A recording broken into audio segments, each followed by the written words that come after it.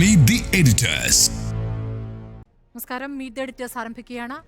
ഗവർണറെ ചാൻസലർ സ്ഥാനത്തുനിന്നും മാറ്റുന്നതടക്കം 3 ബില്ലുകൾ തടഞ്ഞുവെച്ച് രാഷ്ട്രപതിയുടെ പരിഗണനയ്ക്ക് വിട്ട 7 ബില്ലുകളിൽ 3 തീരുമാനമെടുത്തിട്ടില്ല എന്ന രാജ്ഭവൻ വാർത്താക്കുറിപ്പിലൂടെ അറിയിക്കുകയായിരുന്നു.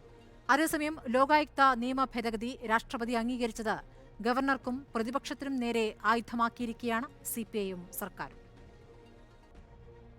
ലോകായുക്ത നിയമ ഭേദഗതി ബില്ലിന് രാഷ്ട്രപതി അംഗീകാരം നൽകിയത് ഗവർണർക്ക് തിരിച്ചടിയായ തരത്തിൽ ഭരണ രാഷ്ട്രീയ വിമർശനങ്ങൾ ശക്തിപ്പെടുന്നതിനിടെയാണ് രാജ്ഭവൻ അസാധാരണ വാർത്താക്കുറിപ്പിറക്കിയത്. പരിഗണനയ്ക്കയച്ച 7 ബില്ലുകളിൽ രാഷ്ട്രപതി അംഗീകാരം നൽകിയത് ലോകായുക്ത ബില്ലിന് മാത്രമാണെന്ന് വിശദീകരിക്കുന്ന വാർത്താക്കുറിപ്പിൽ തടഞ്ഞുവെച്ച സർവകലാശാല ബില്ലുകളുടെ കാര്യം അക്കമിട്ട് നിരത്തിയിട്ടുമുണ്ട്. ചാൻസലർ സ്ഥാനത്ത് നിന്ന് ഗവർണറെ മാറ്റുന്നത് സംബന്ധിച്ച ഭേദഗതി ബിൽ, VC നിർണയ സമിതിയിൽ ഗവർണറുടെ അധികാരം കുറയ്ക്കുന്നതിനുള്ള ബിൽ, സർവകലാശാല ട്രിബ്യൂണൽ തലപ്പത്ത് സിറ്റിംഗ് ജഡ്ജിക്ക് പകരം വിരമിച്ച ജഡ്ജിയെ നിയമിക്കുക സംബന്ധിച്ച ബിൽ എന്നിവയാണ് രാഷ്ട്രപതി ഭവൻ തടഞ്ഞു വെച്ചിരിക്കുന്നത്. സഹകരണ ബില്ലടക്കം മറ്റ് 3 ബില്ലുകളിൽ രാഷ്ട്രപതി ഭവന്റെ തീരുമാനം കാക്കുകയാണെന്നും രാജ്ഭവന്റെ വാർത്താക്കുറിപ്പ് വിശദീകരിക്കുന്നു. ലോകായുക്ത നിയമഭേദഗതി ബില്ലിന് രാഷ്ട്രപതി അംഗീകാരം നൽകിയത് സർക്കാരിന്റെ വിജയമാണെന്ന് അവകാശപ്പെടുന്നവർക്കുള്ള കൃത്യമായ മറുപടിയാണ് രാജ്ഭവന്റെ വാർത്താക്കുറിപ്പെന്ന് ഇതിലൂടെ വ്യക്തമാണ്. ചാൻസലർ സ്ഥാനത്ത് നിന്ന് ഗവർണറെ മാറ്റാനുള്ള ബില്ലുകളടക്കം തടഞ്ഞു വെച്ചിരിക്കുകയാണെന്ന് ചൂണ്ടിക്കാണിക്കുക വഴി അത്രയൊന്നും വിജയം അവകാശപ്പെടാനില്ലെന്ന സന്ദേശമാണ് ഗവർണർ നൽകുന്നത്. റിപ്പോർട്ടർ, തിരുവനന്തപുരം. സർക്കാരും ഗവർണറും ഒരുപോലെ വിജയിച്ചോ എന്നതാണ് ചോദ്യം.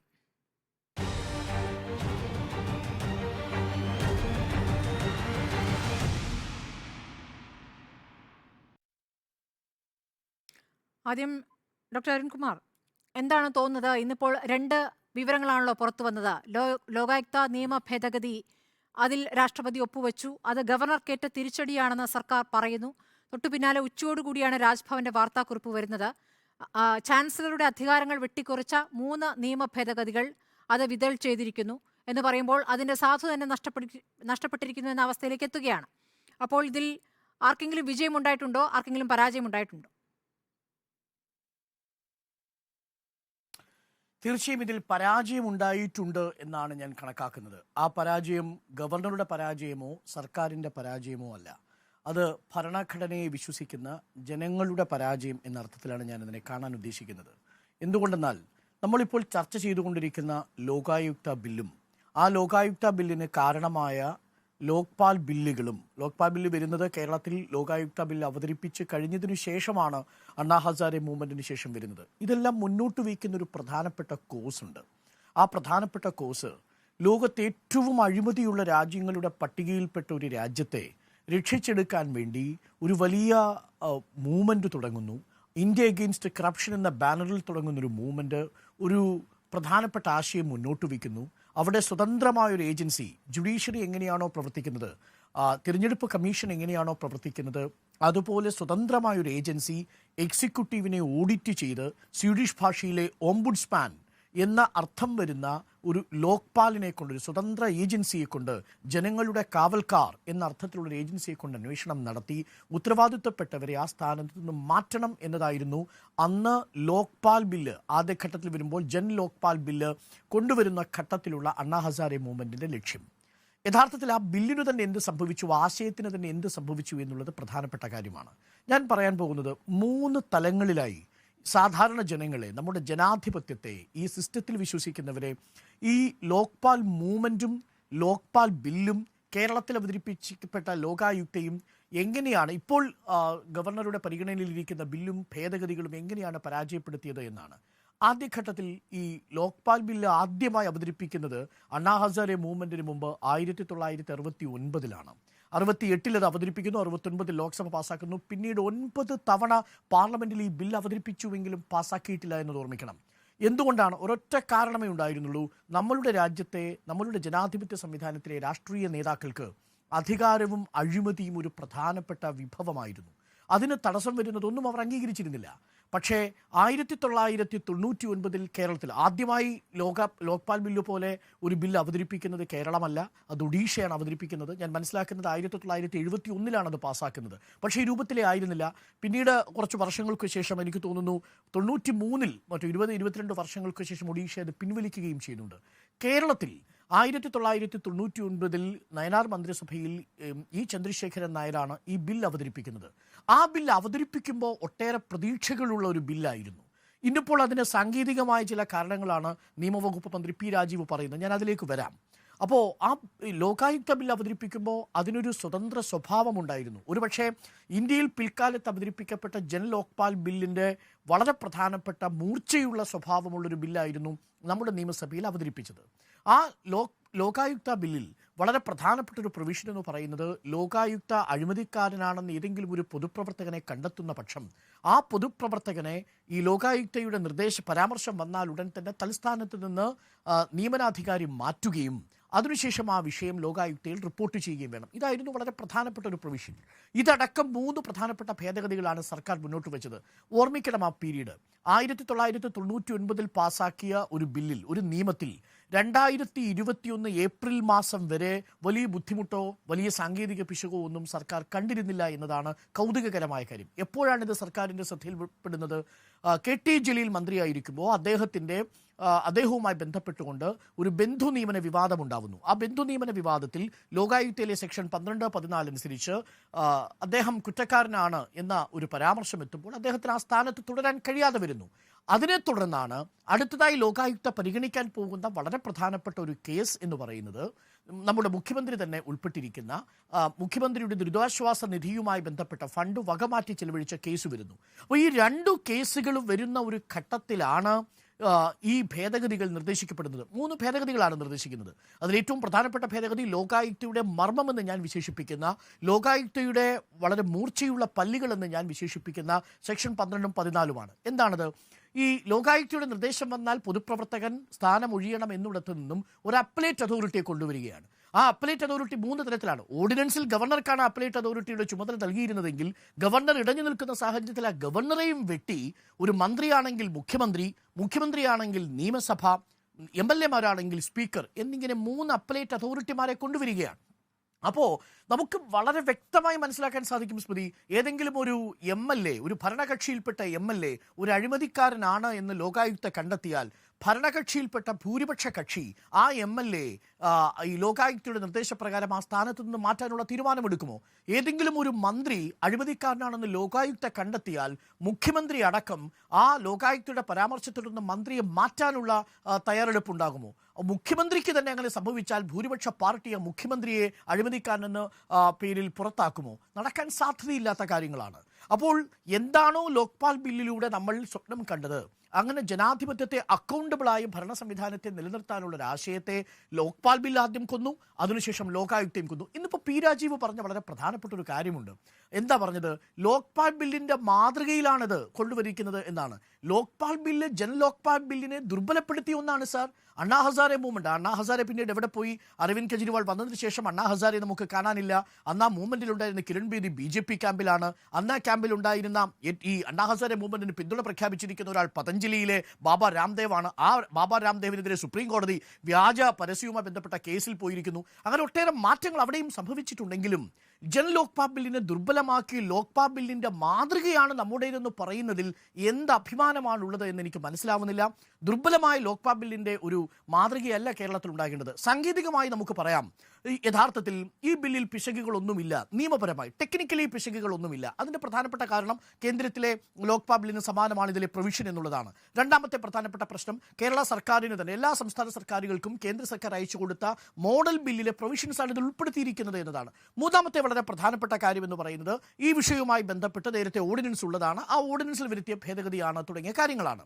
പക്ഷേ എൻ്റെ അടിസ്ഥാനമായ ചോദ്യം, ഈ 3 ഭേദഗതികളും, ഒന്ന് ഞാൻ നേരത്തെ പറഞ്ഞ ഭേദഗതി, രണ്ടാമത്തേത് ഇതിൽ പാർട്ടിയിൽ നിന്ന് ഉൾപ്പെടുന്ന ആൾക്കാരെ, പാർട്ടിയുടെ സംസ്ഥാന നേതാക്കളെ ഇതിൻ്റെ പെർവ്യൂവിൽ നിന്ന് ഒഴിവാക്കുന്നത്, മൂന്നാമത്തെ പ്രധാനപ്പെട്ട കാര്യം നോക്കൂ, ഗവർണറെ വെട്ടാൻ വേണ്ടി മറ്റൊരു പ്രധാനപ്പെട്ട കാര്യം കൂടി വരികയാണ്. നിങ്ങൾ അധികാരത്തിലിരിക്കുന്ന സർവീസിലുള്ളൊരു ജഡ്ജിക്ക് പകരം മറ്റൊരു വിരമിച്ച ജഡ്ജിയെ ലോകായുക്തയിലേക്ക് കൊണ്ടുവരികയാണ്.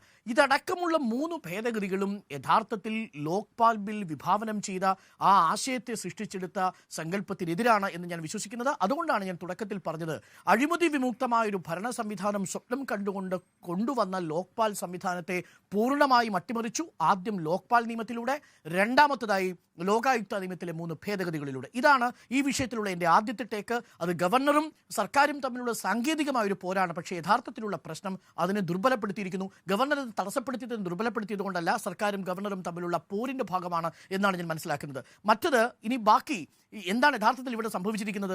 രാഷ്ട്രപതിയുടെ പരിഗണനയിലേക്ക് ബില്ല് അയച്ചിരിക്കുകയാണ്. സുപ്രീം കോടതി ഇനി അക്കാര്യത്തിലൊരു മാർഗനിർദ്ദേശം പുറപ്പെടുവിക്കാൻ ഇരിക്കുന്ന സാഹചര്യത്തിലാണ് രാഷ്ട്രപതിക്ക് ഇങ്ങനെ ബില്ലുകൾ ഗവർണർക്ക് അയക്കാമോ? നിലവിലുള്ള നിയമപ്രകാരം ഞാൻ മനസ്സിലാക്കുന്നത് ഹൈക്കോടതിയുമായി ബന്ധപ്പെട്ട വിഷയങ്ങളിൽ രാഷ്ട്രപതിയുടെ പരിഗണനയ്ക്ക് അയക്കാം അത്തരം ബില്ലുകൾ വരുന്ന പക്ഷം ഗവർണർക്ക്. പക്ഷേ പൂർണ്ണമായും സംസ്ഥാന സർക്കാരിന് ലെജിസ്ലേറ്റീവ് കോമ്പിറ്റൻസി ഉള്ളൊരു വിഷയത്തിൽ രാഷ്ട്രപതിയുടെ പരിഗണനയ്ക്ക് ബില്ല് അയച്ചത് ഗവർണറുടെ രാഷ്ട്രീയ താല്പര്യമാണ്. എങ്ങനെയാണോ നമ്മുടെ ശരീരത്തിലെ ഒരു അവയവം നമ്മുടെ ശരീരത്തോട് പൊരുതുന്നത് എന്നതുപോലെയാണ് ഗവർണർ കുറെ കാലങ്ങളായി ഈ സർക്കാരിനെതിരെ പൊരുതിക്കൊണ്ടിരിക്കുന്നത്.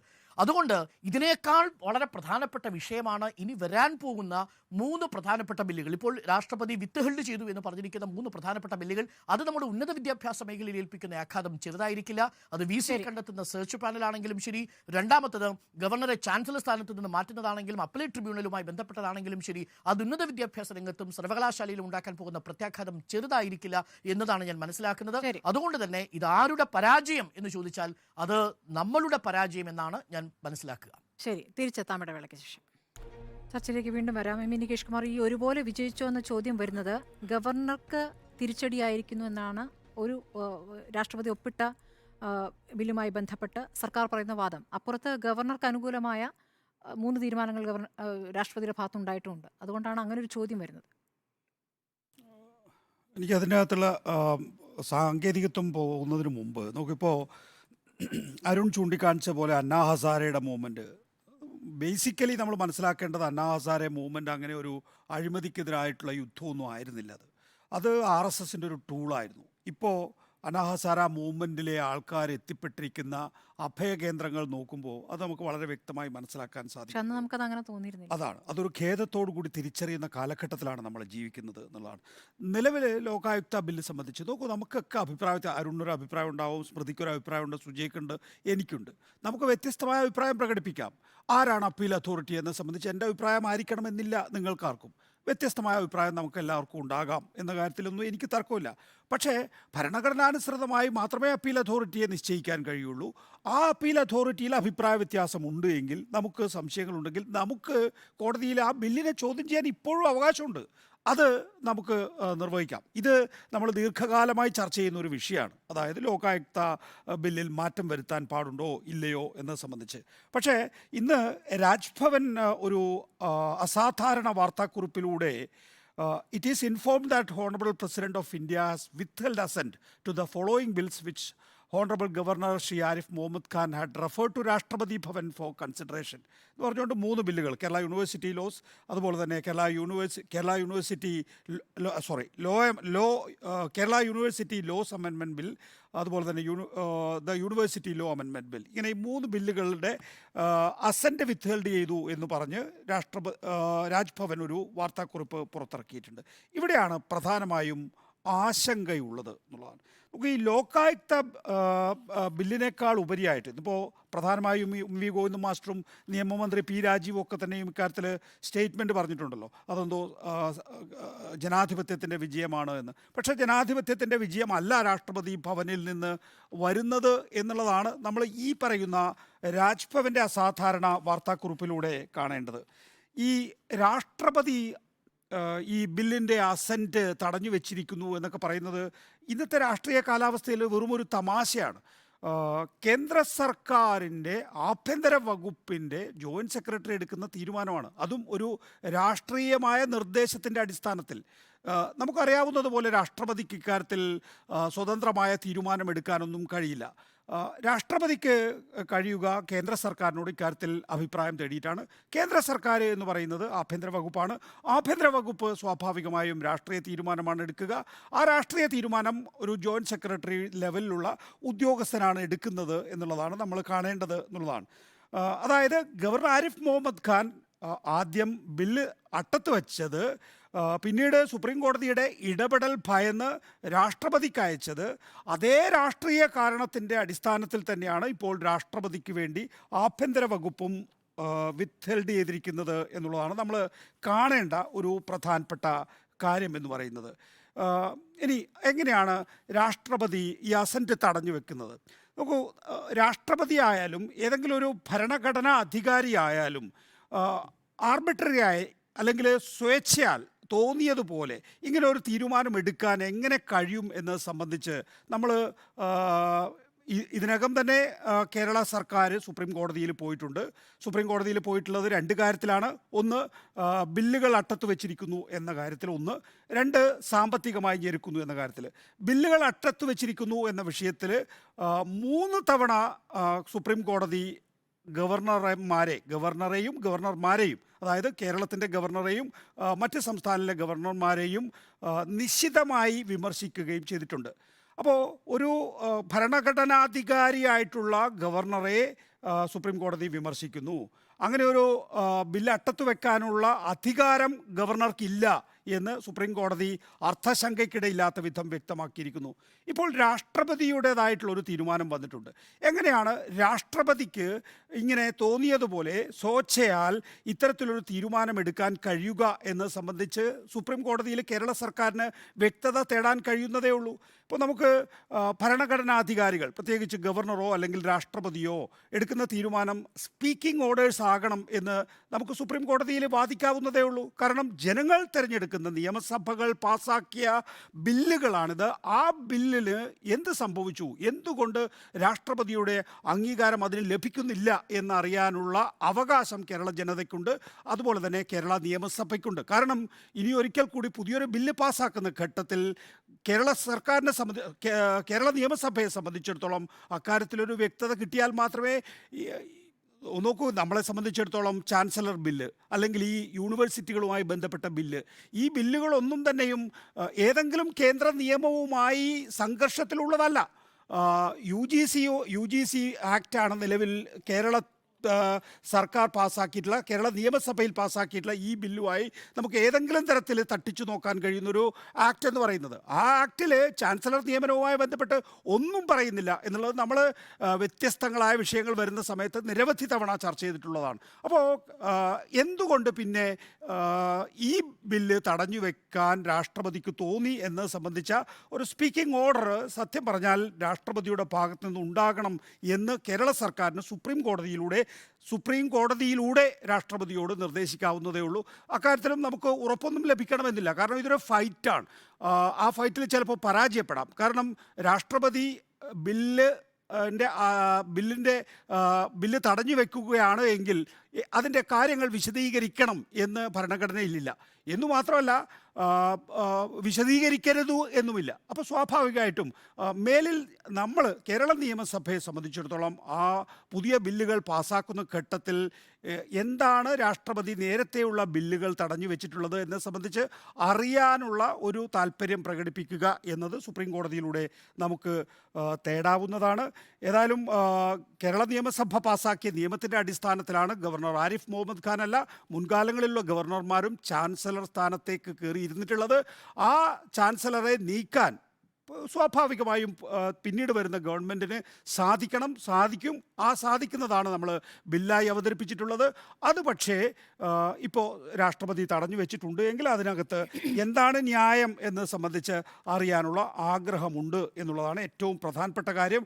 അതുകൊണ്ട് തന്നെ ഇത് ഒരുപക്ഷെ പുതിയൊരു നീക്കമായിരിക്കും സംസ്ഥാന സർക്കാരിനെ സംബന്ധിച്ചിടത്തോളം, കേരളത്തെ സംബന്ധിച്ചിടത്തോളം, അല്ലെങ്കിൽ നമ്മുടെ 28 സംസ്ഥാനങ്ങളെ സംബന്ധിച്ചിടത്തോളം ഇതൊരു പുതിയ നീക്കമായിരിക്കും. നേരത്തെയും പുതിയ നീക്കമായിരുന്നു. ഗവർണർക്കെതിരെ സുപ്രീം കോടതിയിൽ പോയതും അതുപോലെ തന്നെ സാമ്പത്തിക ഞെരുക്കം പറഞ്ഞ് സുപ്രീം കോടതിയിൽ റിട്ട് സമർപ്പിച്ചതും ഒക്കെ തന്നെയും ഒരു പുതിയ നീക്കമായിരുന്നു. സമാനമായ വിധത്തിൽ എന്തുകൊണ്ട് രാഷ്ട്രപതി അസന്റ് തടഞ്ഞു വെച്ചു എന്നത് സംബന്ധിച്ച് വ്യക്തത തേടാനുള്ള സ്വാഭാവികമായിട്ടുള്ള അവകാശം സംസ്ഥാന സർക്കാരിനെ സംബന്ധിച്ചിടത്തോളം ഉണ്ട്. ആ അവകാശം അവർ ഉപയോഗിക്കണം എന്നാണ് എൻ്റെ പ്രാഥമികമായ ആവശ്യം.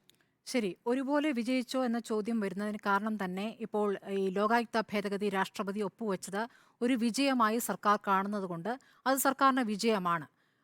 അതേസമയം അപ്പുറത്ത് തൊട്ടു പിന്നാലെ ഉച്ചയോടുകൂടി ഗവർണർ തൻ്റെ അധികാരങ്ങൾ, ചാൻസലർ എന്ന നിലയ്ക്കുള്ള തൻ്റെ അധികാരങ്ങൾ വെട്ടിക്കുറച്ച 3 ഭേദഗതികൾ അത് വിതൽ ചെയ്തിരിക്കുന്നു എന്നുള്ള കാര്യങ്ങൾ വാർത്താക്കുറിപ്പിലൂടെ അറിയിക്കുമ്പോൾ അവിടെ ഗവർണർ, ചാൻസലർ വിജയിക്കുകയാണ്. അപ്പോൾ രണ്ട് വിജയങ്ങളും അവിടെ നടക്കുന്നു. നേരത്തെ ഡോക്ടർ അരുൺ ചൂണ്ടിക്കാണിച്ച പോലെ പരാജയപ്പെടുന്നത് ജനമാണ് എന്നുള്ളതാണ് യാഥാർത്ഥ്യം. അപ്പോൾ നോക്കുമ്പോൾ ഒരുപോലെ വിജയിച്ചോ എന്ന് ചോദിച്ചാൽ രണ്ടു കൂട്ടരും ഒരുപോലെ വിജയിക്കുകയും ചെയ്തിരിക്കുന്നു. ചില ഘട്ടങ്ങളിൽ രണ്ടു കൂട്ടർക്കും തിരിച്ചടി ഉണ്ടാവുകയും ചെയ്തിരിക്കുന്നു. ഇപ്പോൾ ലോകായുക്ത ഭേദഗതിയുമായി ബന്ധപ്പെട്ടുള്ള കാര്യങ്ങൾ തുടക്കത്തിൽ പറയുകയാണെങ്കിൽ അത് സത്യത്തിൽ ജനത്തിന് വലിയ തിരിച്ചടിയാണ്. അത് സർക്കാരിന് അതിനെ ധാർമ്മികത എങ്ങനെ വിശദീകരിക്കാനാകുമെന്നുള്ള പ്രധാനപ്പെട്ട വിഷയമാണ് അവിടെ ഇരുന്നത്. അവിടെ അപ്പുറത്ത് ഗവർണർ എന്നുള്ള നിലയ്ക്കല്ല, ഇതിപ്പോൾ മുഖ്യമന്ത്രിക്കെതിരെ അല്ലെങ്കിൽ മന്ത്രിമാർക്കെതിരെ അഴിമതി ആരോപണം ഉണ്ടാകുമ്പോൾ അതിന്മേൽ തീരുമാനം അവർ തന്നെ എടുക്കുമെന്ന് പറയുന്നത് എങ്ങനെയാണ് ജനങ്ങളോട് വിശദീകരിക്കുക? പ്രത്യേകിച്ച് മുഖ്യമന്ത്രിയും മകളുമായി ബന്ധപ്പെട്ടൊക്കെയുള്ള അഴിമതി ആരോപണങ്ങൾ ഇപ്പോൾ ശക്തമായി വന്നിരിക്കുന്ന ഈ ഘട്ടത്തിൽ, ഈ തെരഞ്ഞെടുപ്പ് കാലത്ത് ഇത് എങ്ങനെ വിശദീകരിക്കുമെന്നുള്ള ഒരു പ്രധാനപ്പെട്ട വിഷയം അവിടെ നിൽക്കുന്നു. ധാർമ്മികതയുമായി ബന്ധപ്പെട്ട വിഷയമാണ്. ലോക്പാൽ ബിൽ അവിടെ ഉണ്ടല്ലോ എന്ന് പറയുമ്പോൾ ലോക്പാൽ നിയമം പോലെ എന്ന് വിശദീകരിക്കുമ്പോൾ അതിനെ CPM തന്നെ എതിർത്തിട്ടുള്ളതാണ്. അതിലെ ചില പോരായ്മകൾ ചൂണ്ടിക്കാണിച്ചിട്ടുള്ളതാണ്. അപ്പോൾ പ്രധാനമന്ത്രിയെ ലോക്പാലിൻ്റെ പരിധിയിൽ കൊണ്ടുവരണമെന്നുള്ള പ്രസംഗം പിണറായി വിജയൻ നടത്തിയത് അത് ഫയലിൽ ഉള്ളതാണ്. ഇത് പഴയ ബൈറ്റ് ഇപ്പോഴും പുറത്തു വരുന്നുണ്ട്, നമ്മൾ കാണുന്നുണ്ട്. അന്ന് നായനാരുടെ കാലത്ത് ഒരു വലിയ വിപ്ലവകരമായ തീരുമാനം എന്ന നിലയ്ക്ക് ഇടത് സർക്കാർ തന്നെ കൊണ്ടുവന്ന ഒരു നിയമനിർമ്മാണം, അതിനെ റദ്ദാക്കിക്കൊണ്ട് അതിന് പോരായ്മയുണ്ട് എന്ന് പറയുന്നത് ഏത് ഘട്ടത്തിലാണ്? സർക്കാരിലെ ഒരു മന്ത്രിക്കെതിരെ ബന്ധു നിയമന പരാതി, അഴിമതി ആരോപണം ഉയർന്ന ഘട്ടത്തിലാണ്. അങ്ങനെ ആ മന്ത്രിക്ക് മാറേണ്ടി വരുന്നു. ആ ഘട്ടത്തിലാണ് ഈ നിയമം ഇങ്ങനെ വന്നാൽ ബാക്കിയുള്ളവരും കുടുങ്ങുമെന്നൊരു തീരുമാനത്തിലേക്ക് പോവുകയും ഇങ്ങനെ ഒരു ഭേദഗതി ആലോചിക്കുകയും ചെയ്യുന്നത്. അതിൽ രാഷ്ട്രപതി ഒപ്പുവയ്ക്കുമ്പോൾ സർക്കാർ വിജയിക്കുന്നുണ്ടാകും, പക്ഷേ ജനത്തിനോട് അത് ആ രൂപത്തിൽ വിശദീകരിക്കാൻ പറ്റില്ല. അപ്പുറത്ത് ഗവർണർ വിജയിച്ചു എന്ന് പറയുന്നത് 3 കാര്യങ്ങളാണല്ലോ ഇപ്പോൾ വിതൽ ചെയ്തിരിക്കുന്നത്. ആ വിതൽ ചെയ്തു എന്ന് പറയുമ്പോൾ അതവിടെ അതിൻ്റെ സാധുത തന്നെ നഷ്ടപ്പെടുകയാണ്. ചാൻസലർ സ്ഥാനത്തുനിന്നും ഗവർണറെ മാറ്റാനുള്ള ബില്ലാണ് ഒന്ന്. രണ്ടാമത്തേത് VC നിയമന സെർച്ച് കമ്മിറ്റിയുടെ എണ്ണം 3-ൽ നിന്ന് 5 ആക്കി ഗവർണറുടെ അധികാരം പരിമിതപ്പെടുത്താനുള്ള ബില്ലാണ്. മൂന്നാമത് KTUവിലെ അപ്പലേറ്റ് അതോറിറ്റി അനുമതി എന്നിവയാണ്. ഈ 3 എണ്ണമാണ് തടഞ്ഞിരിക്കുന്നത്. ഈ 3 എണ്ണം തടഞ്ഞു എന്ന് പറയുമ്പോൾ എന്തൊക്കെ കാര്യങ്ങളാണോ ഗവർണർ നേരത്തെ തുടങ്ങി വെച്ച് ആ നടപടികളിലേക്ക് അദ്ദേഹം കടക്കും എന്നുള്ളതിലെ വ്യക്തമായ സൂചനകൾ ഗവർണർ നൽകിക്കഴിഞ്ഞിരിക്കുന്നു. ഗവർണർക്ക് സർവകലാശാലകളുമായി ബന്ധപ്പെട്ട് വീണ്ടും അധികാരം കൈവരികയാണ്. ഇപ്പോൾ VC നിയമന പ്രക്രിയയുമായി മുന്നോട്ട് പോകും. അതിൽ ഗവർണർക്ക് ഈ കാര്യത്തിൽ നമുക്ക് സർക്കാരിനൊപ്പവും ഗവർണർക്കൊപ്പവും നിൽക്കാൻ പറ്റാത്തൊരു ഒരു പ്രത്യേക ഒരു സാഹചര്യം കൂടിയുണ്ട്. കാരണം ഗവർണർക്കും ഇതിൽ രാഷ്ട്രീയമുണ്ട് എന്നുള്ളതാണ് ഏറ്റവും പ്രധാനപ്പെട്ട കാര്യം. ഇപ്പുറത്ത് സർക്കാരിനുമുണ്ട്. അപ്പോൾ VC നിയമന പ്രക്രിയയുമായി മുന്നോട്ട് പോകും എന്നുള്ള നിലപാടിലാണ് ഗവർണർ ഉള്ളത്. ഈ 3 അംഗ സെർച്ച് കമ്മിറ്റികൾ രൂപീകരിക്കാനുള്ള നടപടികളിലേക്കും ഗവർണർ കടക്കാനിരിക്കുന്നു. കേരള സർവകലാശാല, കേരള സാങ്കേതിക സർവകലാശാല, കാർഷിക സർവകലാശാല എന്നിവയുടെ സെനറ്റ് സിൻഡിക്കേറ്റുകൾ ഇവയൊക്കെ തന്നെ ഗവർണറുടെ നടപടികൾക്കെതിരെ പ്രമേയങ്ങളൊക്കെ പാസ്സാക്കിയിരുന്നു. ആ പ്രമേയങ്ങളൊക്കെ അസാധുവായിരിക്കുകയാണ്. ഇനിയിപ്പോൾ KTUമായി ബന്ധപ്പെട്ട് അവിടെ സിൻഡിക്കേറ്റിൽ CPM അംഗങ്ങളുണ്ട്. ഇപ്പോൾ PK ബിജു അടക്കം 6 CPM അംഗങ്ങളുണ്ട്.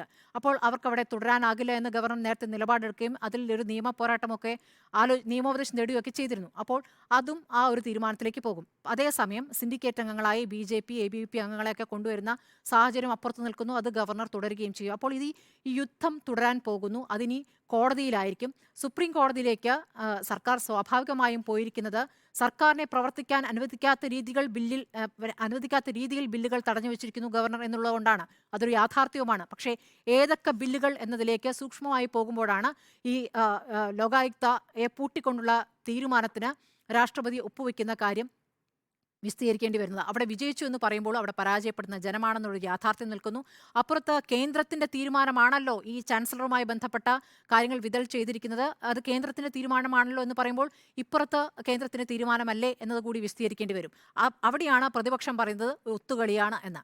ഈ ഒത്തുകളി എന്നുള്ള കാര്യത്തിൽ ഇനിയും നിയമസാധ്യതകൾ നിൽക്കുന്നു. ഇപ്പോൾ പറഞ്ഞതുപോലെ അപ്പലേറ്റ് അതോറിറ്റി ലോകായുക്തയുടെ കാര്യത്തിൽ മുഖ്യമന്ത്രിയും മന്ത്രിമാരും തന്നെ തീരുമാനിക്കുന്നു എന്ന ഘട്ടം വരുമ്പോൾ അങ്ങനെയല്ല. അത് ഭരണഘടനാ വിരുദ്ധമായ തീരുമാനമാണ്. രാഷ്ട്രപതി ഒപ്പിട്ട് നിയമമാക്കിയത് പോലും അത് ഭരണഘടനാ വിരുദ്ധമാണ് എന്നൊരു വാദം നിയമവിദഗ്ധർക്കിടയിലുണ്ട്. അതുകൊണ്ട് തന്നെ ഇതിനി നിയമയുദ്ധത്തിനുള്ള സാധ്യതയും അവിടെ നിൽക്കുന്നു. സുജയ,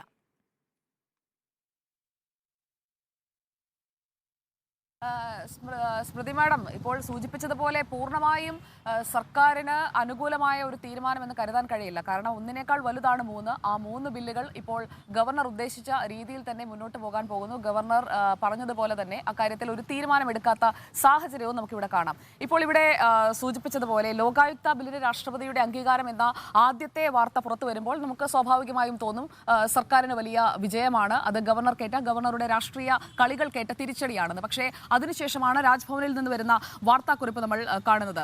ചാൻസലർ ബില്ലടക്കം ഗവർണർ സർക്കാർ പോര്, ആ സ്റ്റാൻഡ് ഓഫ് ഏറ്റവും കൂടുതൽ മുറുകിയത് ഈ ചാൻസലർ ബില്ലടക്കമുള്ള കാര്യങ്ങളിലാണ്. ആ 3 ബില്ലുകളിലും രാഷ്ട്രപതി തീരുമാനം എടുത്തിട്ടില്ല എന്ന വസ്തുത വ്യക്തമാകുന്നതും അത് തടഞ്ഞു വെച്ചിരിക്കുകയാണ് എന്ന് വ്യക്തമാകുന്നതും രാജ്ഭവനിൽ നിന്ന് പുറത്തു വരുന്ന വാർത്താക്കുറിപ്പിലൂടെയാണ്.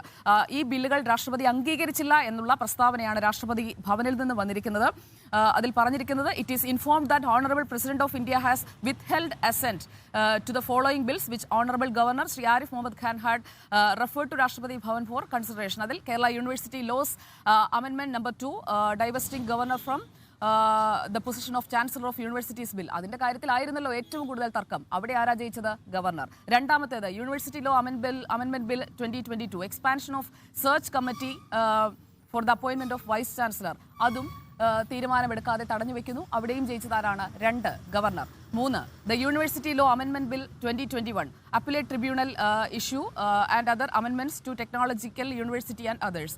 ഈ 3 കാര്യത്തിലും വിജയമുണ്ടായിരിക്കുന്നത് എവിടെയാണ് എന്ന് സൂചിപ്പിക്കുന്ന ഒരു വാർത്താക്കുറിപ്പ് പുറത്തു വരുമ്പോൾ രാഷ്ട്രപതി ഭവനിൽ നിന്ന് ആർക്കനുകൂലമായിട്ടുള്ള ഒരു തീരുമാനമാണ് വന്നിരിക്കുന്നത് എന്നത് കൂടുതൽ വ്യക്തമാകുന്നു എന്നാണ് ഞാൻ കരുതുന്നത്. അപ്പോൾ രാഷ്ട്രപതി അംഗീകരിച്ചില്ല എന്ന ഈ പ്രസ്താവനകൾ 7 ബില്ലുകൾ കഴിഞ്ഞ വർഷം നവംബറിൽ രാഷ്ട്രപതിയുടെ പരിഗണനയ്ക്കായി ഇവ കൂടാതെ 7 ബില്ലുകൾ കൂടി കൂടുതലായി അയക്കുന്നു. കോടതിയിലേക്ക് പോയ ഘട്ടത്തിൽ സംഭവിച്ചതാണ്. ഗവർണർ ഒരു ഫൈറ്റിന് താൻ തയ്യാറാണ് എന്ന് പറഞ്ഞുകൊണ്ടാണ് ഈ ബില്ലുകൾ രാഷ്ട്രപതിക്ക് അയച്ചത്. അതൊരു രാഷ്ട്രീയമായ പോരാട്ടമാണ് എന്ന് വേണമെങ്കിൽ വ്യാഖ്യാനിക്കുകയും ചെയ്യാം. ഈ 3 ബില്ലുകളിലെ തീരുമാനം ഇനിയും വരാനിരിക്കെ സർക്കാരിനാണ് ഇക്കാര്യത്തിൽ മേൽക്കൈ എന്ന് എം വി ഗോവിന്ദൻ അടക്കമുള്ള നേതാക്കൾ ആവർത്തിച്ച് പറയുന്നത് എന്തിന്റെ പേരിലാണെന്ന് മനസ്സിലാകുന്നില്ല. ഇക്കാര്യത്തിൽ സർക്കാരിന് ലോക്പാലിന്റെ കാര്യത്തിൽ ലോക്പാൽ നിയമത്തിലെ വസ്തുതകൾ ചൂണ്ടിക്കാട്ടിക്കൊണ്ട് ലോകായുക്തയുടെ വിഷയത്തിൽ ഒരു അനുകൂല തീരുമാനം ഉണ്ടായി എന്നല്ലാതെ ഒരു മേൽക്കൈ നേടാൻ കഴിഞ്ഞിട്ടില്ല. പ്രത്യേകിച്ചും ചാൻസലർ വിഷയമാണ് ഇതിൽ ഏറ്റവും പ്രധാനപ്പെട്ട കാര്യം. ലോക്പാൽ ബില്ലിന് സമാനമായതുകൊണ്ട് മാത്രമാണ്, അല്ലെങ്കിൽ അങ്ങനെ ഒരു നിയമോപദേശം കിട്ടിയതിന്റെ അടിസ്ഥാനത്തിലാണ് ഈ ലോകായുക്ത നിയമ ഭേദഗതി ബില്ലിന് രാഷ്ട്രപതി അംഗീകാരം നൽകിയിരിക്കുന്നത് എന്നത് വളരെ വ്യക്തമായി ഇതിൽ നിന്ന് മനസ്സിലാക്കാൻ കഴിയും. പക്ഷേ അതിൽ ഒരു അഡ്വാൻറ്റേജ് കിട്ടുന്നത് എങ്ങനെയാണ് എന്ന് കൂടി നോക്കൂ. ലോകായുക്ത അഴിമതി കേസിൽ പ്രതിയാണെന്ന് വിധിച്ചാൽ ജനപ്രതിനിധികൾക്ക് രാജിവെക്കേണ്ടി വരില്ല. അപ്പോൾ ഇപ്പോഴുള്ള ജനപ്രതിനിധികളിലെ അഴിമതിക്കാർ ആരാണോ അവരാരാണെന്നുള്ളത് വ്യക്തമാകും വിധിയോടുകൂടി തന്നെ. അവർക്ക് രാജിവെക്കേണ്ടി വരില്ല, നാണം കെട്ടും കടിച്ചു തൂങ്ങാം. അതിനുള്ള ഒരു പ്രൊവിഷൻ കിട്ടുന്നു എന്നതാണ് ഇപ്പോൾ ഈ രാഷ്ട്രപതി ഈ ബില്ലിന് അംഗീകാരം കൊടുക്കുന്നതിലൂടെ മനസ്സിലാക്കേണ്ടി വരുന്നത്. അപ്പോൾ സർക്കാരിന് ആശ്വസിക്കാനുള്ള ഒരു കാര്യമുണ്ട്. പക്ഷേ മറ്റ് 3 ബില്ലുകൾ തടഞ്ഞു വെച്ചത് തീർച്ചയായും തിരിച്ചടി തന്നെയാണ് എന്നതാണ് എൻ്റെ പ്രാഥമികമായ വിലയിരുത്തൽ. ഡോക്ടർ ഇതിനകത്ത് വ്യക്തത കുറവ് ആർക്കും വേണ്ട. ലോക്പാൽ അങ്ങനെ ലോകായുക്ത അങ്ങനെ തന്നെയുണ്ട് അല്ലേ? ലോകായുക്ത കേസ് പരിഗണിക്കുകയും അക്കാര്യത്തിൽ കുറ്റക്കാരനാണ് എന്ന് കണ്ടെത്തുകയും ചെയ്താൽ പിന്നീടുള്ള അപ്പീൽ അതോറിറ്റിയാണ്. അക്കാര്യത്തിലാണ് നമുക്ക് സംശയം. നോക്കൂ, കേരളത്തിൽ ഒരു ജഡ്ജ്മെൻറ്റിൽ മന്ത്രിക്കെതിരെ പരാമർശമുണ്ടായാൽ രാജിവെച്ചു പോകുന്ന കീഴ്വഴക്കമുള്ള സംസ്ഥാനമാണ്. അപ്പോൾ സ്വാഭാവികമായിട്ടും ലോകായുക്ത ഒരു മന്ത്രി കുറ്റക്കാരനാണ് എന്ന് പറഞ്ഞാൽ പിന്നെ അതിൻ്റെ അപ്പീൽ അതോറിറ്റിക്കൊന്നും ആരും കാത്തു നിൽക്കേണ്ടി വരില്ല. കേരള ജനത അതൊന്നും വെച്ചു പൊറുപ്പിക്കില്ല. അല്ല, ഞാൻ ചോദിക്കട്ടെ, സ്മൃതിയുടെ അഭിപ്രായം പറയൂ. അതായത്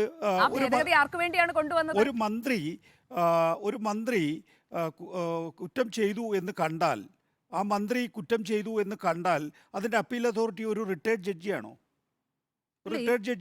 ലോകായുക്തയ്ക്ക് മുകളിൽ ഹൈക്കോടതിയിലേക്ക് പോകാം. ആയിക്കോട്ടെ, ഞാൻ പറയുന്നത് അക്കാര്യത്തിൽ നമുക്ക് തർക്കം ഉണ്ടാകാം. ലോകായുക്തയുടെ അപ്പീൽ അതോറിറ്റി ഹൈക്കോടതിയാണ്, അല്ലെങ്കിൽ ഹൈക്കോടതിക്ക് മുകളിൽ സുപ്രീം കോടതി ഇല്ലേ? അപ്പോൾ സുപ്രീം കോടതിയാണ് നമ്മുടെ മന്ത്രിമാരുടെ ഒക്കെ തന്നെയും രാജി തീരുമാനിക്കേണ്ടത്. രാജി തീരുമാനിക്കേണ്ടത് എന്നാണ്. ഏത് കാര്യത്തിലാണ് രാജി? അഴിമതിയുമായി ബന്ധപ്പെട്ട കണ്ടെത്തലാണ്. അതാ പറയുന്നത്. അതായത് നമ്മുടെ ഭരണഘടന അനുസരിച്ച് നമ്മുടെ ജനപ്രതിനിധിയുടെ രാജി തീരുമാനിക്കേണ്ടത് ഒരു ലോകായുക്ത പോലുള്ളൊരു ഇൻസ്റ്റിറ്റ്യൂഷനാണ്. അതിന്റെ അപ്പീൽ അതോറിറ്റി ഹൈക്കോടതിയാണ്. ജുഡീഷ്യൽ ബോഡിയാണ്. അങ്ങനെ ഒരു വാദം സ്മൃതിപരത്തിക്കാരനായിക്കോട്ടെ. ഞാൻ പറയുന്നത് ഭരണഘടനയെ കൂട്ടുപിടിക്കുമ്പോൾ അഴിമതിക്കാരെന്ന് കണ്ടെത്തിയ മുഖ്യമന്ത്രിയും മന്ത്രിമാരും അവിടെ തുടരണമെന്നാണോ പറയുന്നത്? അല്ലെങ്കിൽ അത് തുടരണോ വേണ്ടയോ എന്ന് തീരുമാനിക്കുന്നത് അവർ തന്നെ എന്ന് വരുന്നത് എങ്ങനെയാണ് ഭരണഘടനാപരമായി സാധൂകരിക്കുക? നോക്കും, ഭരണഘടനാപരമായി സാധൂകരിക്കാൻ നിങ്ങൾ അങ്ങനെയാണെങ്കിൽ ഭരണഘടന മാറ്റി എഴുതണം. നോക്കൂ, ഇങ്ങനെയാണ് വേണ്ടത് എന്നത് സംബന്ധിച്ച് 28 സംസ്ഥാനങ്ങൾക്കും കേന്ദ്ര സർക്കാരിനും ഇല്ലാത്ത ഒരു നിയമം കേരളം പിന്നെ എന്തിനാണ്? അതെ, അപ്പോൾ നമ്മളെ എല്ലാ നിയമങ്ങളും എങ്ങനെയാണ് കാലാനുസൃതം എന്ന് പറയുന്നത്? കാലാനുസൃതം കോഴ്സിലിടണം. ആ കാലാനുസൃതം എന്ന് പറയുന്നത് ഏത് ഘട്ടത്തിലാണ്? ഈ കാര്യത്തിനകത്ത് എനിക്ക് ഒരു വാദമുണ്ടാകാം, സ്മൃതി പാനലിലേക്ക് വേറൊരു വാദമുണ്ട്, ഈ പാനലിൽ ഇരിക്കുന്ന നമ്മളാ വാദമാണല്ലോ അങ്ങോട്ടും ഇങ്ങോട്ടും വ്യത്യസ്തമായ പറയുന്നത്. വാദങ്ങൾ ഉണ്ടാകാം. അതെ. എന്നെ സംബന്ധിച്ചിടത്തോളം ആ വാദത്തിലല്ല ഇന്നത്തെ ആശങ്ക എന്ന് പറയുന്നത്. നോക്കൂ, എങ്ങനെയാണോ ഗവർണർ ആരിഫ് മുഹമ്മദ് ഖാൻ ഇവിടെ രാഷ്ട്രീയം കളിച്ചത്, അത് രാഷ്ട്രപതി ഭവനിൽ നിന്ന് കളിക്കപ്പെടുകയാണ് വീണ്ടും. അതിന്റെ ഒരു ആവർത്തനം, അപ്പൊ രാഷ്ട്രപതി തനിയാവർത്തനം. ഭവൻ ഇതിൽ കളിച്ചില്ലേ? അതിന്റെ- ഇതിൽ മാത്രമായിട്ട് അതിന്റെ കളിക്കുകയാണ്. അതിന്റെ ഗവർണറുടെ കാര്യത്തിൽ ആവർത്തനം. മാത്രം കളിക്കുകയാണ്. അല്ല, ലോകായുക്തയുടെ കാര്യത്തിൽ ശരിയാണെന്ന് പറയുന്നതോ? ഇല്ല, ആര് പറഞ്ഞു ലോകായുക്തയുടെ കാര്യത്തിൽ ശരി? കേരള സർക്കാർ പറയുമായിരിക്കും. കേരള സർക്കാർ കൊണ്ടുവന്നിട്ടുള്ള ഒരു നിയമം, നിയമസഭയിൽ പാസ്സാക്കിയെടുത്തിട്ടുള്ള ഒരു നിയമം, കേരള അത് സർക്കാർ CPM പറഞ്ഞു. ജനാധിപത്യം വിജയിച്ചു, അല്ലെങ്കിൽ ഞങ്ങളുടെ വാദമായിരുന്നു ശരിയെന്ന് കേരള സർക്കാർ, അത് ഞാനിവിടെ ഇരുന്ന് പറയേണ്ട കാര്യമില്ലല്ലോ. ശരി, അപ്പൊ ഡോക്ടർ എന്നെ സംബന്ധിച്ചിടത്തോളം ഈ പറയുന്ന ഗവർണർ ഇവിടെ കളിക്കുന്ന രാഷ്ട്രീയ കളി രാഷ്ട്രപതി ഭവനെ ഉപയോഗിച്ചുകൊണ്ട് കേന്ദ്ര സർക്കാരും കളിച്ചു തുടങ്ങിയിരിക്കുന്നു എന്നുള്ളതാണ് ആശങ്കാജനകമായ കാര്യം. അതൊരു അക്കാര്യത്തിൽ പ്രധാനപ്പെട്ട നേരത്തെ point സുപ്രീം ആയിരിക്കാം. കോടതിയിൽ പോയതുപോലെ, അതെ. സുപ്രീം കോടതിയിൽ ഈ വിഷയം ഉന്നയിച്ചതുപോലെ സംസ്ഥാന സർക്കാരിനെ സംബന്ധിച്ച് ഒരു ടെസ്റ്റ് കേസ് എന്നുള്ള നിലയിൽ രാഷ്ട്രപതി ഇങ്ങനെ ഒരു കാര്യം തീരുമാനമെടുക്കുമ്പോൾ അത് സ്പീക്കിംഗ് ഓർഡർ ആയിരിക്കണം. കാരണം ഞാൻ എന്ന വോട്ടർക്കും അതുപോലെ തന്നെ കേരള നിയമസഭയ്ക്കും ഏത് തരത്തിലാണ്, എന്ത് കാരണത്താലാണ് രാഷ്ട്രപതി ഈ അസന്റ് നിർത്തിവെച്ചിരിക്കുന്നത്, വേണ്ടെന്ന് വെച്ചിരിക്കുന്നത്, അല്ലെങ്കിൽ വിത്ത്ഹെൽഡ് ചെയ്തിരിക്കുന്നത് എന്ന് അറിയാനുള്ള അവകാശമുണ്ട്. ഒരു മിനിറ്റ് വിദ്യൽ ചെയ്ത കാര്യത്തിൽ മാത്രം വോട്ടർമാരുടെ അവകാശത്തെക്കുറിച്ച് താങ്കൾ വാചാലനാകുകയും മറ്റേ ലോകായുക്തവുമായി ബന്ധപ്പെട്ട ഭേദഗതിയിൽ അങ്ങനെയല്ല എന്ന് പറയും. രണ്ടിലും രാഷ്ട്രപതി ഒപ്പിടുമ്പോൾ രണ്ടിലും താല്പര്യം ഉണ്ടാകുമല്ലോ. അപ്പോൾ ഒരു കാര്യത്തിൽ മാത്രം കേന്ദ്രത്തിന്റെ താല്പര്യം, അപ്പുറത്ത് കേന്ദ്രത്തിന്റെ താല്പര്യമില്ല എന്ന് പറയുമ്പോൾ അത് വിശദീകരിക്കാൻ കുറച്ച് ബുദ്ധിമുട്ട്, അത് മനസ്സിലാക്കാൻ ബുദ്ധിമുട്ടാണ്. സ്മൃതി, ഇത്രയേ ഉള്ളൂ കാര്യം. അതായത് ഈ പറയുന്ന ലോകായുക്ത ബില്ലിന്റെ കാര്യത്തിനകത്തോ അല്ലെങ്കിൽ ഈ പറയുന്ന ചാൻസലറുടെ കാര്യത്തിനകത്തോ ഒന്നും ഈ ഗവർണർ ആരിഫ് മുഹമ്മദ് ഖാൻ അങ്ങോട്ടേക്ക് അയക്കേണ്ട ബില്ലല്ല. അത് ആദ്യം മനസ്സിലാക്കൂ. അതായത് ഈ പറയുന്ന ബില്ലുകൾ ഗവർണർ ആരിഫ് മുഹമ്മദ് ഖാൻ എന്നയാള് രാഷ്ട്രപതി ഭവനെ അയച്ചിരിക്കുന്നത് ആ ബില്ലിൽ വേറൊരു തനിക്ക് സാധ്യമാകാത്ത രാഷ്ട്രീയ തീരുമാനം, അന്തിമമായ രാഷ്ട്രീയ തീരുമാനം രാഷ്ട്രപതി ഭവനെ കൊണ്ട്, കേന്ദ്ര ആഭ്യന്തര വകുപ്പിനെ കൊണ്ട് എടുപ്പിക്കുന്നതിന് വേണ്ടിയിട്ടാണ്. എനിക്കിപ്പോൾ ലോകായുക്ത ബില്ലില് രാഷ്ട്രപതി അംഗീകാരം തന്നതിനെ കുറിച്ച് എനിക്കൊരു ആവേശമില്ല. എനിക്ക് അതുമായി ബന്ധപ്പെട്ട് ഒന്നും പറയാനില്ല. പക്ഷേ എല്ലാ കാര്യത്തിലും തീരുമാനമെടുത്ത് രാഷ്ട്രപതി ആവുകയും ഒരു കാര്യത്തിൽ സർക്കാരിന് അനുകൂലമാവുകയും ചെയ്യുമ്പോൾ അത് എങ്ങനെ വിശദീകരിക്കുമെന്നുള്ള പ്രശ്നം അവിടെ നിൽക്കുന്നു. കൂട്ടിക്കുഴക്കല്ലേ? കൂട്ടിക്കുഴയ്ക്കാൻ പറ്റില്ല. കൃത്യമാണ്. ഒന്നാമത്തെ കാര്യം, ഈ പറയുന്ന ബില്ലുകളൊന്നും തന്നെ രാഷ്ട്രപതിക്ക് അയക്കേണ്ട കാര്യം ഉണ്ടായിരുന്നില്ല ഗവർണർ ആരിഫ് മുഹമ്മദ് ഖാൻ. നമ്മുടെ ചട്ടം പറയുന്നത് അങ്ങനെയാണ്. തീരുമാനമെടുത്തില്ലെങ്കിൽ രാഷ്ട്രപതിക്ക് അയക്കാമെന്നാണല്ലോ. പറഞ്ഞിരിക്കുന്നത് നമ്മുടെ ഭരണഘടനയിൽ അർത്ഥശങ്കയ്ക്കിടയില്ലാത്ത വിധം പറഞ്ഞിരിക്കുന്നു രാഷ്ട്രപതിക്ക് അയക്കേണ്ട ബില്ലുകൾ ഏതൊക്കെ തരത്തിലുള്ളതാണ് എന്ന്. ആ തരത്തിലുള്ള ബില്ലുകളല്ല രാഷ്ട്രപതിക്ക് അയച്ചിരിക്കുന്നത്. അതുകൊണ്ട് അന്തിമമായി ഈ രാജ്ഭവനിൽ ഒരു രാഷ്ട്രീയ തീരുമാനം എടുക്കാൻ കഴിയില്ല. അക്കാര്യത്തിൽ സുപ്രീം കോടതി ഇടപെടും എന്നുള്ളത് കൊണ്ട് രാഷ്ട്രപതി ഭവനിലേക്ക് അയച്ചു. ആ രാഷ്ട്രപതി ഭവനിൽ നിന്ന് അന്തിമമായ രാഷ്ട്രീയ തീരുമാനം ഇപ്പോൾ ഉണ്ടായിരിക്കുന്നു. അതിന്റെ അടിസ്ഥാനത്തിൽ ഇപ്പോൾ ചാൻസലർ നിയമനങ്ങളുമായി ബന്ധപ്പെട്ട വിവാദത്തിൽ ഇപ്പോ രാഷ്ട്രപതി ഭവൻ തീരുമാനമെടുത്തു. പറയട്ടെ ഡോക്ടർ അരുൺ ആദ്യം. നേരത്തെ കൈവെക്കുന്നുകൊണ്ടാണ് സുജയ വര. സ്മൃതി, ഇതിൽ നമുക്ക് ഒരു തെറ്റിദ്ധാരണയും വേണ്ട. ഗവർണർക്ക് രാഷ്ട്രപതിക്ക് സമർപ്പിക്കാവുന്ന ബില്ലുകൾ, രാഷ്ട്രപതിയുടെ പരിഗണനയ്ക്ക് അയക്കാവുന്ന ബില്ലുകളെ കുറിച്ച് പറയുന്നത് ആർട്ടിക്കിൾ 200 പ്രകാരമാണ്. എങ്ങനെയാണ് സംസ്ഥാന നിയമസഭ ഒരു ബില്ല് പാസ്സാക്കിയാൽ അത് ഗവർണറുടെ കൈവശം എത്തുമ്പോൾ 3 ഓപ്ഷൻസ് ആണ്. നമ്മൾ പലകുറി ചർച്ച ചെയ്തിട്ടുള്ളതാണ്. അക്കാര്യത്തിൽ യാതൊരു തർക്കവുമില്ല. ഗവർണർക്ക് അത് ഒപ്പിട്ട് തിരിച്ചയക്കാം, അതല്ലാതെ ഒപ്പിടാതെ അത് കൈവശം വയ്ക്കാം, വിത്ത്ഹെൽഡ് ചെയ്യാം, അതല്ല എങ്കിൽ രാഷ്ട്രപതിയുടെ പരിഗണനയ്ക്ക് അയക്കാം. അപ്പോൾ ഒപ്പിട്ടയക്കുക, വിത്ത്ഹെൽഡ് ചെയ്യുക, രാഷ്ട്രപതിയുടെ പരിഗണനയ്ക്ക് അയക്കുക. രാഷ്ട്രപതിയുടെ പരിഗണനയ്ക്ക് ഏതൊക്കെ ബില്ലുകൾ അയക്കണം എന്നതിനെക്കുറിച്ച് ആർട്ടിക്കിൾ 200 പറയുന്നില്ല എന്നതുകൊണ്ടാണ് സംസ്ഥാന സർക്കാർ സുപ്രീം കോടതിയിൽ ഈ വിഷയത്തിൽ ഒരു മാർഗനിർദ്ദേശം വേണമെന്ന് ആവശ്യപ്പെട്ടിരിക്കുന്നത്. എന്നാൽ നിർബന്ധമായും വിടേണ്ട വിഷയത്തെക്കുറിച്ച് പറയുന്നുണ്ട്.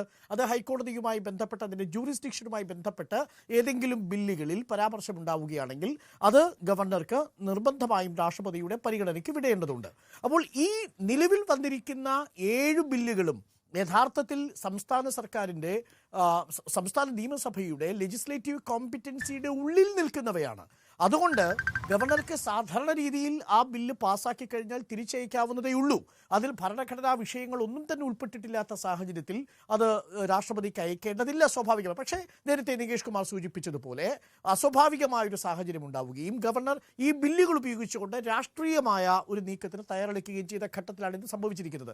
അതുകൊണ്ട് അതിനെയും ഇതിനെയും തമ്മിൽ നമ്മൾ കൂട്ടിക്കുഴയ്ക്കുമ്പോൾ വളരെ ശ്രദ്ധാപൂർവം തന്നെ പറയണം, ഇതിനെ ഉപയോഗിച്ചുകൊണ്ട് നമ്മൾ ലോകായുക്ത ബില്ലിൻ്റെ പല്ലും നഖവും കൊഴിച്ചതിനെ നമ്മൾ ജസ്റ്റിഫൈ ചെയ്യാൻ പാടില്ല. എന്തുകൊണ്ടെന്നാൽ നമ്മുടെ സംവിധാനത്തിൽ ഒരു ആശയമാണ്, നമ്മളിത് പാർലമെന്ററി ജനാധിപത്യമാണ്. ഇവിടെ ലെജിസ്ലേച്ചറും എക്സിക്യൂട്ടീവും ഒരു യൂണിറ്റ് ആയിട്ടാണ് പ്രവർത്തിക്കുന്നത്. നമ്മുടെ എക്സിക്യൂട്ടീവ് ലെജിസ്ലേച്ചറിന്റെ ഭാഗമാണ്. അമേരിക്കയിലുള്ളതുപോലെയുള്ള ഒരു സെപ്പറേഷൻ ഓഫ് പവർ തിയറി നമുക്കില്ല. ഇവിടെ ആകെയുള്ളത് എന്താണ്? ഒരു ഇൻഡിപെൻഡൻസ് ഓഫ് ജുഡീഷ്യറി ആണുള്ളത്. ആ ജുഡീഷ്യറിയുടെ ഇൻഡിപെൻഡൻസിലാണ് ഇന്ത്യൻ ജനാധിപത്യത്തിൻ്റെ അവസാനത്തെ നീതിയുടെ ശില ഉറപ്പിച്ചു നിർത്തിയിരിക്കുന്നത്. അപ്പോൾ ഒരു ഭൂരിപക്ഷമുള്ള പാർട്ടിക്ക് നിയമസഭയിലും എക്സിക്യൂട്ടീവിലും പരമാധികാരം ചെലുത്താമെന്നിരിക്കെ അവരിൽപ്പെട്ട ഒരു അഴിമതിക്കാരനെ ആരാണ് പുറത്താക്കേണ്ടത്? അവർ തന്നെ പുറത്താക്കണം എന്ന് പറയുമ്പോൾ സെപ്പറേഷൻ ഓഫ് പവർ തിയറി ലംഘിക്കപ്പെട്ടു. ഇതാണ് എൻ്റെ ഫസ്റ്റ് പോയിന്റ്. അതിൽ ആർക്കാണ് ഇത്ര സംശയമുള്ളത്? അതിനെ ആരാണ് തീരുമാനിക്കേണ്ടത്? ലെജിസ്ലേച്ചറിൻ്റെയും എക്സിക്യൂട്ടീവിൻ്റെയും ഭാഗമായ ഒരു അഴിമതിക്കാരൻ വന്നാൽ അവിടെ ജുഡീഷ്യറി അല്ലാതെ മറ്റാരാണ് അവരെ നീക്കാനുള്ള അനുവാദം കൊടുക്കുക? നമ്മൾ ജീവിക്കുന്ന ഒരു ഐഡിയലായ ഒരു സിറ്റുവേഷൻ അല്ലല്ലോ.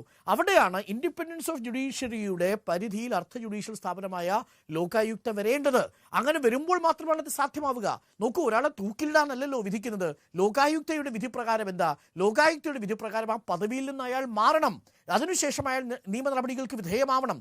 മന്ത്രിയായിരിക്കെ അയാളെ അഴിമതിക്കാരനാണെന്ന് ലോകായുക്ത കണ്ടെത്തിയാൽ അത് ഹൈക്കോടതിയിൽ അപ്പീൽ കണ്ടെത്തി തിരിച്ചു വരുന്നവരെ ആ പദവിയിൽ നിന്നും മാറി നിൽക്കാൻ എന്താ ബുദ്ധിമുട്ടെന്നേ? നമ്മളൊക്കെ പറയുന്നത് എന്താ? രാഷ്ട്രീയം ജനസേവനമാണെന്നല്ലേ? മന്ത്രിപദം എന്ന് പറയുന്നത് ജനസേവനമാണെന്നല്ലേ?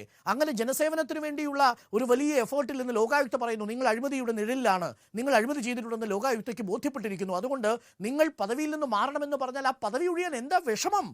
അദ്ദേഹത്തിന്റെ പദവി ഒഴിഞ്ഞ് അദ്ദേഹം അപ്പീൽ പോയി അതിനുശേഷം തെളിയിച്ചു വരാൻ പറഞ്ഞു. ഇത് അധികാരസ്ഥാനത്തിരിക്കുന്ന ജനങ്ങളോടുള്ള കമ്മിറ്റ്മെന്റ് ആണ്. അവിടെയാണ് എനിക്ക് മന്ത്രിയുടെ രാജി ആവശ്യപ്പെടാൻ ആർക്കാണ് അവകാശം ഭരണഘടനാപരമായി? മന്ത്രി എന്തിനാണ് രാജി സമർപ്പിക്കുന്നത് എന്ന വിഷയത്തിൽ അടിസ്ഥാനമാക്കിയിരിക്കും. മന്ത്രിയുടെ രാജി ആവശ്യപ്പെടുന്നത് മുഖ്യമന്ത്രിയാണ്. അതെങ്ങനെയാണ്? ഇവിടെ ഒരു കളക്റ്റീവ് റെസ്പോൺസിബിലിറ്റി നിയമസഭയോടുള്ളതിന്റെ ബാധ്യതയിലാണ്. ഭരണഘടനാപരമായി മന്ത്രിയുടെ രാജി ആവശ്യപ്പെടാൻ ആർക്കാണ് അവകാശം? അത് മാത്രമേ ചോദിക്കണ്ടൂ. ഇനി അഥവാ മന്ത്രിയുടെ രാജി ആവശ്യപ്പെടാൻ ഗവർണർക്ക് അതിന് ഉത്തരമാണ് ഞാൻ പറയുന്നത്. അതെന്താണ് വരുന്നത്? ഹൈക്കോടതിക്ക് അധികാരം അങ്ങനെയാണെങ്കിൽ എന്റെ ചോദ്യം ഇതാണ്, മുഖ്യമന്ത്രിയുടെ രാജി ആവശ്യപ്പെടാൻ ആർക്കാണ് അധികാരം? ഉണ്ടെങ്കിൽ രാജി ആവശ്യപ്പെടാൻ ആർക്കാണ് അധികാരം? കാലഘട്ടം വരുന്ന സമയത്ത് സ്വാഭാവികമായിട്ടും ഒരു അവകാശം പാസാക്കി നിയമം നടപ്പിലാക്കാൻ നമുക്ക് കഴിയണം എന്നുള്ളതാണ് ആഗ്രഹമെങ്കിൽ സാധിക്കാം. പക്ഷെ നിലവിലെ നമ്മുടെ ഭരണഘടനാ വിരുദ്ധമായ തെറ്റിദ്ധരിപ്പിക്കരുത്. ഞാൻ വിനയപൂർവ്വം ഒരു കാര്യം സൂചിപ്പിക്കട്ടെ. നിലവിലുള്ള ലോകായുക്ത നിയമത്തിൽ ലോകായുക്ത ഒരു പൊതുപ്രവർത്തകൻ, ഒരു മന്ത്രിയെ അഴിമതിക്കാരനാണെന്ന് കണ്ടെത്തിയാൽ അതിന്മേൽ നടപടിയെടുക്കേണ്ടത് ആരാണ്? ലോകായുക്തയല്ലല്ലോ, മുഖ്യമന്ത്രി തന്നെയല്ലേ? അല്ലേ? നിലവിലും അങ്ങനെ തന്നെയല്ലേ? ലോകായുക്ത രാജി ആവശ്യപ്പെടേണ്ട ആവശ്യമില്ലല്ലോ. ആ പദവിയിൽ സാങ്കേതികമായി മുഖ്യമന്ത്രി രാജി ആവശ്യപ്പെടുകയും അയാൾ രാജിവെച്ചൊഴിയുകയുമാണ് ചെയ്യുക. അതാണ് അതിന്റെ ടെക്നിക്കൽ ഫോർമാറ്റ്. അതുകൊണ്ട് അത് കേവലം സാങ്കേതികവാദമാണ്. ആ സാങ്കേതികവാദം ഭരണഘടന സാങ്കേതികമാണോ? ഈ സാങ്കേതികവാദത്തിന്റെ കുരുക്കിൽ നിർത്തരുത്. ഭരണഘടന സാങ്കേതികവാദമാണ്. എങ്ങനെയാ ഭരണഘടനയെ ലംഘിക്കുന്നത്? അങ്ങനെ വിശദീകരിക്കൂ. മന്ത്രിയുടെ എന്റെ ചോദ്യത്തിന് കൃത്യമായ ഉത്തരം കിട്ടിയാൽ പിന്നെ ആ വിഷയം കഴിഞ്ഞു. ഭരണഘടനാപരമായി ഒരു മന്ത്രിയുടെ രാജി ആവശ്യപ്പെടാൻ ആർക്കാണ് അധികാരം? മുഖ്യമന്ത്രിക്കാണ്. എന്താ സംശയമുള്ളത്? പക്ഷേ അയാൾ അഴിമതി ചെയ്തിട്ടുണ്ടെങ്കിൽ അയാൾ ആ സ്ഥാനത്ത് നിന്ന് നീക്കണമെന്ന് പറയാനുള്ള അവകാശം ജുഡീഷ്യറിക്കില്ലേ? അല്ല, അതെങ്ങനെയാണ് പറ്റുക? നീക്കണമെന്ന് പറയണമെങ്കിൽ ആ അവകാശം ആ ഭരണഘടനാ സ്ഥാപനത്തിൽ ഉണ്ടാകണം. ഒരു അഴിമതിക്കാരനായ മുഖ്യമന്ത്രിയെ നീക്കാൻ ഒരു മുഖ്യമന്ത്രി ശ്രമിക്കുമെന്ന് ഞാൻ വിശ്വസിക്കണോ സർ? അതാണ് സെപ്പറേഷൻ ഓഫ് പവർ തിയറി. പൊതുതത്വം പറയാനൊക്കെ നന്നായിട്ട് അറിയാം അരുൺ. ഇവിടെ വിഷയം ഇത്രയേ ഉള്ളൂ. ഒരു മന്ത്രിയെ ഭരണഘടനാപരമായിട്ടുള്ള അവകാശം, ഒരൊറ്റ കാര്യം, ഒരു മന്ത്രിയെ നീക്കം ചെയ്യാൻ ഭരണഘടനാപരമായിട്ടുള്ള അവകാശം മുഖ്യമന്ത്രിക്കാണ്. നമുക്കറിയാവുന്നതുപോലെ ലോകായുക്ത അതേപോലെ നിലനിൽക്കുന്നു. ആ ലോകായുക്തയിൽ കേസ് നടന്ന് സർ, ഇവിടെ ഒരു ഒരാൾ question ഉണ്ട്. കുറ്റക്കാരനാണ് എന്ന് കണ്ടെത്തി കഴിഞ്ഞാൽ കേരളം പോലൊരു സംസ്ഥാനത്ത് എന്തായാലും പിന്നെ ആ മന്ത്രിക്ക് കസേരയിൽ ഇരിക്കാൻ കഴിയില്ല. അല്ല, അപ്പോൾ അങ്ങനെ ഇരിക്കാൻ കഴിയില്ലാത്തോണ്ട് സ്വാഭാവികമായി നടക്കുമെന്നൊരു ഘട്ടത്തിൽ എങ്ങനെയാണ് പറയുക? അവിടെ മുഖ്യമന്ത്രി അതൊന്നും അല്ല, അതൊന്നും ഒരു അല്ല, അപ്പീൽ അതൊന്നും അല്ല. അതോറിറ്റിയായി അത് സാങ്കല്പികമായ ഒരു ലോകത്ത് ഒരു ആലീസിൻ വണ്ടർലാൻഡ് അല്ല കേരളം. ഒരു സാങ്കല്പികമായ ലോകത്തെ മുൻനിർത്തി ചർച്ച സാധ്യമല്ല. സാങ്കല്പികമായ ഒരു ഐഡിയൽ ലോകത്തെ കുറിച്ച് മുഖ്യമന്ത്രിയിലും അല്ലല്ലല്ല. ആരോപണം വരും. അപ്പോൾ ആ സാങ്കല്പികമായ ഒരു ആശയ ലോകത്തല്ല നമ്മൾ ആ നിൽക്കുന്നത്. സർക്കാരിനെ എന്താണ് പിന്നെ അടുത്ത തെരഞ്ഞെടുപ്പിൽ ചെയ്യാൻ പോകുന്നത് എന്ന് പിന്നീട് നമുക്ക് കണ്ടറിയേണ്ട കാര്യമാണ്. രണ്ടാമത്തെ കാര്യം, അതൊക്കെ നമ്മുടെ സാങ്കല്പികമായ ആദർശവൽക്കരിതമായ ഒരു സമൂഹത്തെ കുറിച്ചാണ്. അതല്ലാത്തത് കൊണ്ടാണ് സാർ ലോകായുക്ത വേണ്ടി വന്നത്. ലോകായുക്ത വേണ്ടി വന്നത് അങ്ങനെയാണ്. ശരി, സുജിയെ ചോദിച്ചോളൂ. പിന്നെ ഒരു മിനിറ്റ്, സുജിയ. നമ്മൾ അടുത്ത വിഷയം സർ ഇപ്പോൾ സർ ഞാനൊന്ന് പറഞ്ഞോട്ടെ. ഇപ്പോൾ ജുഡീഷ്യൽ സംവിധാനം അന്വേഷിച്ച് കണ്ടെത്തുന്ന അഴിമതി അത് ഭൂരിപക്ഷമുള്ള ഒരു സർക്കാരിന് പുനഃപരിശോധിക്കാനുള്ള ഒരു അവസരം വരുന്ന രീതിയിലേക്ക് ഇത് മാറ്റിക്കൊണ്ടുവരുമ്പോൾ അവിടെ നീതിന്യായ വ്യവസ്ഥ എന്ന് പറയുന്ന അടിസ്ഥാന സങ്കല്പം തന്നെ ചോദ്യം ചെയ്യപ്പെടുകയല്ലേ സർ? അപ്പോൾ പിന്നെ സർ പറഞ്ഞ പോയിന്റ് എവിടെയാണ് നിൽക്കുക? പിന്നെ ലോക്പാൽ ബിൽ, കേന്ദ്ര ലോക്പാൽ ബില്ലിൽ സമാന വ്യവസ്ഥകൾ നിലനിൽക്കുന്നു എന്ന് പറഞ്ഞുകൊണ്ടാണ് ഈ ബിൽ അംഗീകരിക്കാമെന്നുള്ള ശുപാർശ. സർ പറയട്ടെ, ഇങ്ങനെയുള്ള ഒരു ശുപാർശ കേന്ദ്ര ആഭ്യന്തര മന്ത്രാലയം രാഷ്ട്രപതിക്ക് കൊടുത്തത്. ഇപ്പോൾ ഈ ബില്ല് നിയമമാകുന്നതോടെ പ്രാബല്യത്തിൽ വരാൻ പോകുന്നത് എന്താണ്? അഴിമതി തെളിഞ്ഞാൽ പൊതുപ്രവർത്തകർ അവർ നിലവിൽ വഹിക്കുന്ന അധികാര സ്ഥാനം ഒഴിയണം. ആ വ്യവസ്ഥ ഉള്ള ലോകായുക്ത നിയമം അപ്രസക്തമാവുകയാണ്.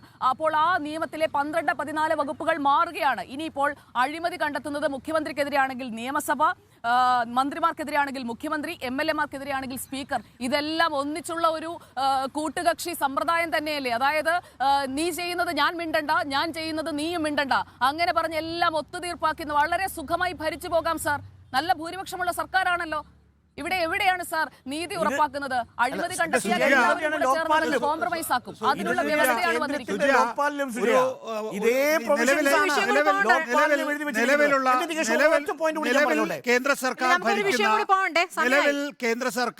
കേന്ദ്രം ഭരിക്കുന്ന സർക്കാരിനെ സംബന്ധിച്ചിടത്തോളം ഈ ഭരണഘടന സ്വീകാര്യമല്ല. ഭരണഘടനയൊക്കെ മാറട്ടെ, പുതിയ കാര്യങ്ങൾ അതിനകത്ത് വരട്ടെ.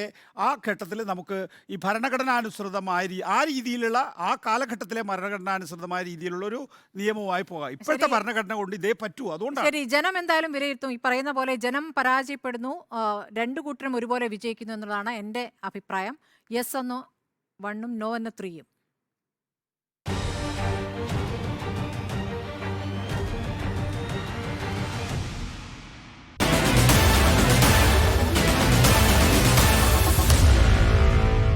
Meet the editors.